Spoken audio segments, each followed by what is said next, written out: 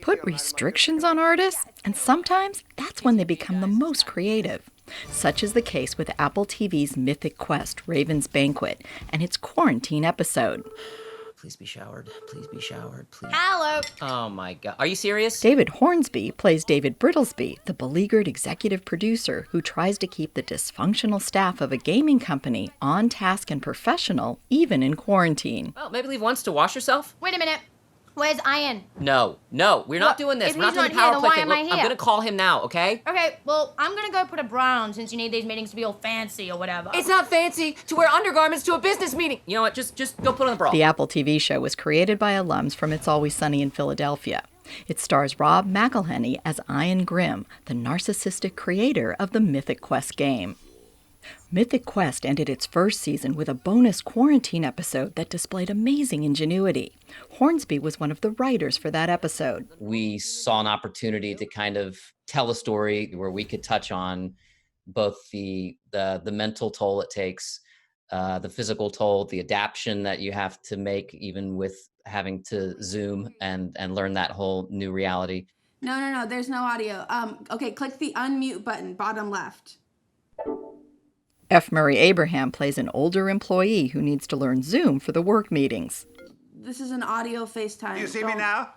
I just Facebooked you. The amazing irony of those scenes is that in order for us to capture them on film, F. Murray Abraham had to deal with an impressive amount of technology.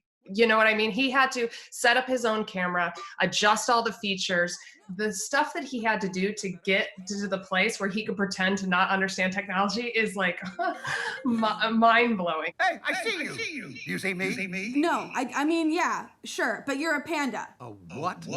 A panda! A panda? You must have pressed the wrong button, okay? Because you were just pressing buttons. There's an echo. Ultimately, it was very invasive to the actors' homes because we were sending them kits, essentially sanitized kits that had iPhones and camera stands and lighting and things to put on their walls so that it would feel more like their characters, and using their spouses or roommates in order to help us, hold things in a certain. I mean, it was just all hands on deck. It had a very homemade feel to it.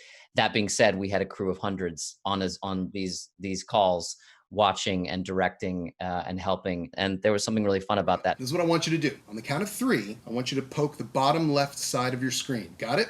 Okay. 1. The episode concludes with a Zoom meeting in which everyone plays a small part in creating an impressive Rube Goldberg device through a chain reaction of video screens. It really bonded us in a way, kind of relative to like what happens in the end of the episode. We had that moment in making the show. It felt like we all came together to have this cool, triumphant moment. That was cool. Can we do it again? If you want this to be really cool, we're going to need more people. It was certainly the highlight of my quarantine experience.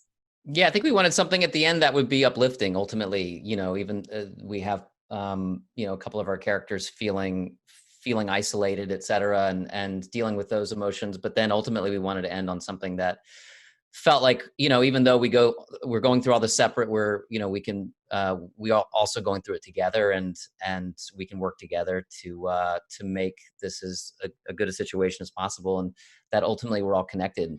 How they'll all connect to create season 2 of Mythic Quest is still uncertain. In the meantime, I urge you to check out the show streaming on Apple TV+, and maybe it'll inspire your creativity. Beth Accomando, KPBS News.